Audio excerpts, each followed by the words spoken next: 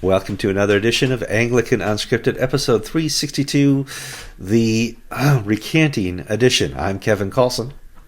I'm Gavin Ashenden. It's the 14th of January.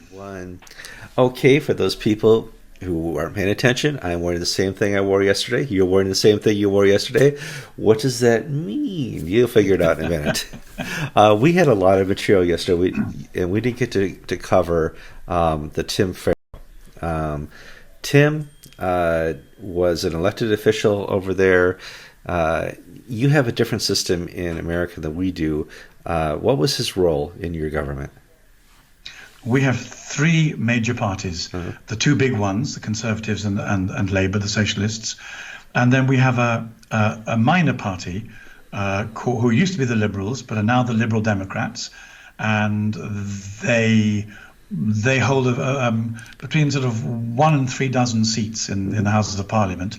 And they were, for the first time since Gladstone, they elected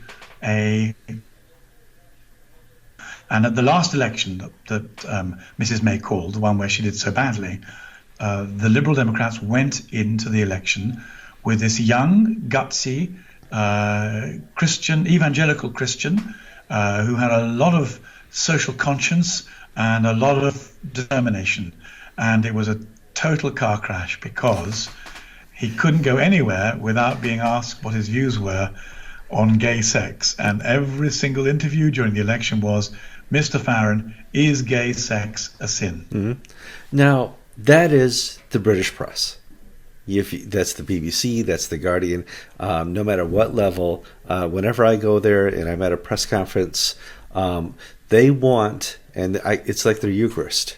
They want to take from you a understanding that we're on the same page, or you understand that the sexual revolution is real, and gay people are nice, and nice people go to heaven, and this whole working mechanism they have, they just apply it to everyone. And I've seen them apply it to Justin Welby, the Archbishop of Canterbury, when I was at a press conference after the last Primates gathering, where all the rumors that came out were about we're finally going to have action and holding the Episcopal Church accountable for what they've done.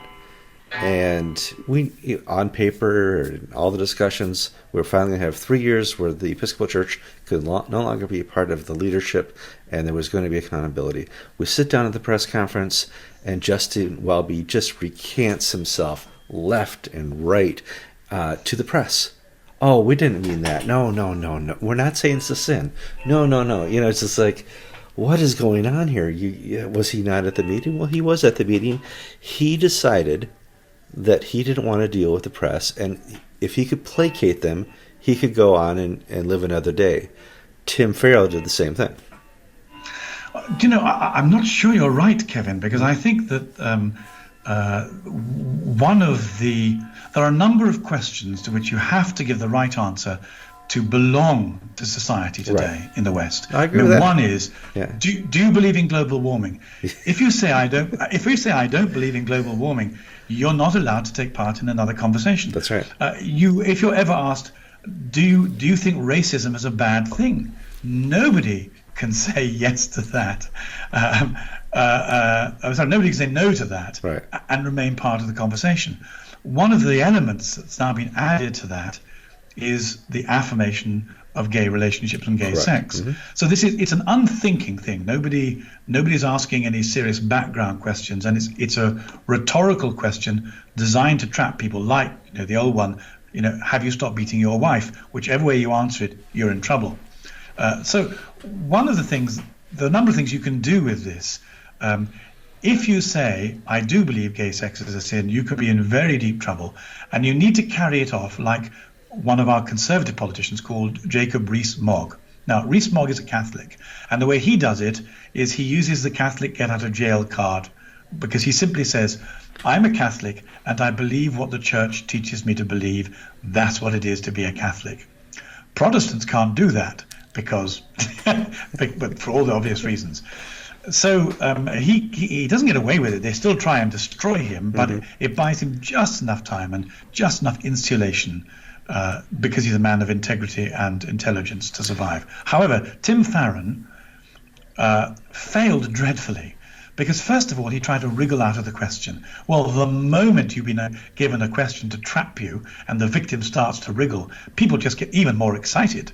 So they went on and on and on until the poor man, he had to decide whether his faith came first or the interests of his party at the election. Probably, if he wanted to put his faith first, he should have resigned then and there. But he decided that his party came first, and so he said, no, I don't believe gay sex is a sin. That didn't work because they said, but we know you're an evangelical Christian, and we know the real truth is that you do, so now you've lied to us. And he had a really terrible time. Christians were upset with him for lying and for giving up on Jesus and Scripture. The Liberal Democrats, his party, were absolutely furious with him because they're a progressive party, and they crashed out of the election terribly. Oh, yeah. Now, he's now come back, and he's had an interview with a Christian radio station called Premier Radio. And so they said, hey, you've kept your head down. Welcome back. So how are you? and where are you on the big question that destroyed your career, destroyed your party? Where are we now? And he said, I'm recanting my recantation. Good. I shouldn't have said it. Yeah. So to credit to him, I do believe gay sex is a sin because the Bible tells me to. The interesting part of this is he then tried to say, but the fact that I was persecuted for this doesn't really mean that Christians can't play a part in politics, because we're all countercultural. We're all going to get persecuted as Christians, and just live with a bit of turbulence. However, as he was making this broadcast, his fellow politicians were saying, "We're so going to get you for this." We're going to deal with you, is what they said. Now, I think he's wrong. I think that society is utterly intemperate about people who fail the homosexuality is good question. And I also think that secular society is ratcheting up its antipathy towards Christians, so that this is not just a matter of being an irritant countercultural provocation, but this is a sign, if you like, not of global warming, but of persecution warming. They're warming the cauldrons against the Christians, and I think he's fooling himself and fooling us. I agree. We've hit the point now where society does not forgive. There was a point 10 years ago, if Tim Farron got up and said sorry, that he would have been forgiven. But there's a famous YouTuber who was in Japan and filmed the suicide fields with a person behind him who just committed suicide, and he came back and they criticized him left and right about it. He said, "I'm sorry. I had no idea. I was well informed. I'm now informed." They never forgave him. He said he was sorry. He would never do it again. YouTube banned him. He lost his audience. He was making millions of dollars a year as a YouTube star. It's all over because society no longer forgives. I think this is so important because 2 days ago I got a call from LBC, which is a commercial radio station in London, and it's really great when they do that because you get to talk to half the population of London. Oh wow! And they say, Dr. Ashton, with 5 minutes warning, because that's all they give you, we want you to explain to London what sin is. Tim Farron's just been talking about, we know what gay sex is, we're just not clear what sin is. So will you come onto the radio and be interviewed by our pushy and tell London, the concept of sin. So I was on air, and the presenter said, "Okay, hi, Dr. Ashenden. I don't feel like I'm a sinner. I'm not a sinner. I'm just a regular guy. I'm really happy. What is this stupid concept that you Christians insist on shoving down our throats? It doesn't exist." And I said, well, first of all, I can't persuade you about sin. He said, "That's terrible. It says on the paper here you're a missionary bishop. It's your job to persuade me." I said, "Well, I like that very much. And if I could persuade you, Believe me, I would. But actually, the whole notion of sin only comes when you look into the mirror and you no longer believe in yourself. Amen. There's a moment when, I can't persuade you you're a sinner. You get uncomfortable about the complex reality of your own immorality, and you ask me what that discomfort means, and I'll then explain about sin. However, I said, sin is not only a Christian concept. You do secular sin. No, he said, we don't do secular sin. I said, okay, let's go to the Golden Globes Awards. Let's go. Let's go to all those people on the meter pointing the finger at these dreadful sinners who have broken the rules. I said the only difference between secular sin and Christian sin is we forgive and you don't. Nice job. All right. I said, we have Jesus, and Jesus died so that I can be forgiven. You've got a problem because you have just as much sin, and for you there's no way back. That's right. and that, the Lord was very kind. It was kind of an open net in a tennis game. But what I'm really trying to do is saying the point you made earlier on is exactly right. Sin, failing to keep the moral code, is something that all human beings have. And the real problem is if there's no way back and no forgiveness. And that's the genius of Christianity. And one of the things we need to do in our conversation with the world is say, look, we're all moral failures. We all fall flat on our face. The reason to be a Christian is you get to be lifted up again, and that's worthwhile. Yeah. Once again, you nailed it. Very good. And the role of the Holy Spirit in this. Any secular people watching this is way over. This is Theology 101. It's the Holy Spirit that causes us, the conviction of sins in us. And, it's an important role because sometimes looking in the mirror just doesn't do it. Sometimes it does. Sometimes it does. But this society has become so narcissistic, so hedonistic. They look in the mirror so they can take a better picture of themselves. And it's we've come a long way the wrong way. It is what it is. All right, so we are up to 13 minutes. You are still in Normandy. What are your plans for travel? Are you going back to England anytime soon? Yes, I'm busy trying to get some things written, and I'm going back in the middle of next week. I have when they put my retina back into my eye. I'm not sure everyone wants to listen to this. If you're eating, turn the volume off. Don't. If you're eating, push pause. I always knew I had 2 cataracts growing, and the optician said, one day you're going to wake up and you won't be able to see anything. Yeah. When they put the retina back, they disturbed that particular cataract. And although I'm pleased I'm not blind, I certainly can't see very much in the eye, and so they're going to zap the cataract, and I'm told they're going to give me a new lens. And unfortunately, I suspect it's going to be a cut-price National Health Service lens. But to be honest, anything would be better than the one I've got at the moment. Yep. And then they're going to give me 6 weeks later, they'll do the other eye because your glasses clearly don't work anymore. And there's just the possibility that I might turn up one day soon with new eyes. I'm very pleased to say that I was once blind spiritually, and now, thanks to Jesus, I can see.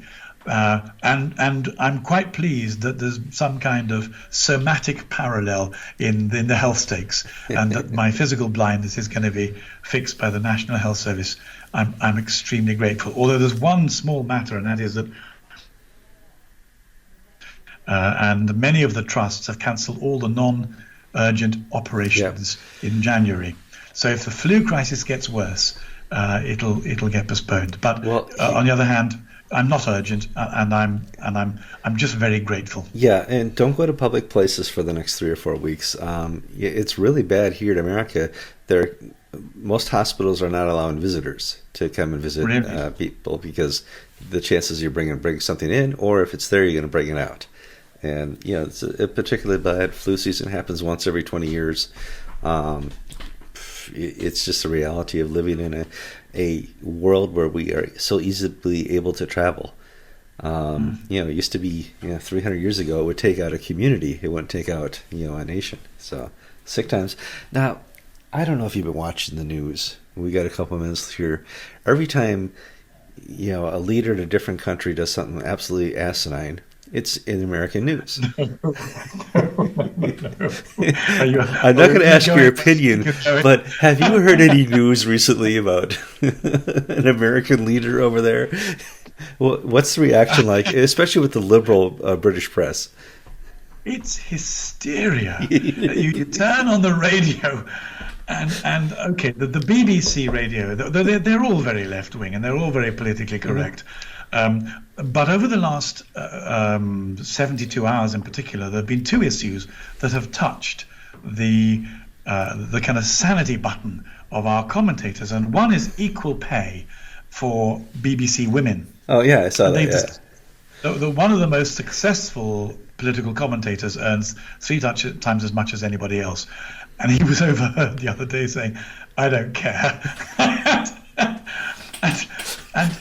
and does he know there's no forgiveness in that society over there? It's over. That's right.